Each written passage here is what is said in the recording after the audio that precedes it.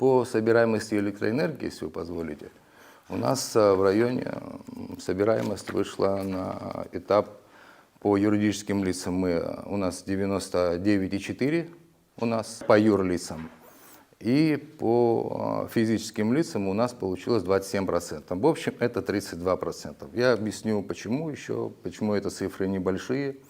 Но хотелось бы отметить, Александр Георгиевич, у нас уровень потребления электроэнергии за 2023 год ниже уровня потребления 2019 года. Мы меньше, чем в 2019 году потребляем электроэнергию на 12 миллионов киловатт-часов. У нас получилось ниже. Это по уровню 23 год и 24. А на уровень 19 год и 23 мы вышли вот 93 миллиона киловатт-часов и 88. Мы ниже стали. Это говорит о том, что у нас и борьба с незаконным майнингом криптовалюты происходит хорошо. Эта работа проведется, штаб работает. Вот такие показатели получились. Плюс еще в прошлом году веерные отключения начались в начале января. И они были 6-часовые. В этом году веерные отключения были с середины января, и они были 4-часовые. И вот эти цифры повлияло на показатели против 2023 года. Вот эти показатели у нас сработали.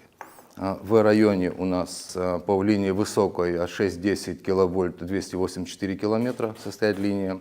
По низкой у нас 0,4 диаметр воздушных линий по 705 километров. 250 единиц трансформаторы, КТП, ТП и все оборудование, амортизации почти 80% на все оборудование. И требует все, конечно, ремонта. Ну, наши службы как-то тянут. Люди понимают, что оплата электроэнергии нужна. У нас собираемость их растет по небольшим процентам. 2990 у нас установлено приборов учетов по городу и селе Шишиквара. Это дало 80% собираемости. Почему не 100 приборы учета? Ну, потому что там были и старые долги включили в приборы учета, и люди сразу не могли платить, и потихонечку мы им даем время, тихо-тихо мы в этом вырастем.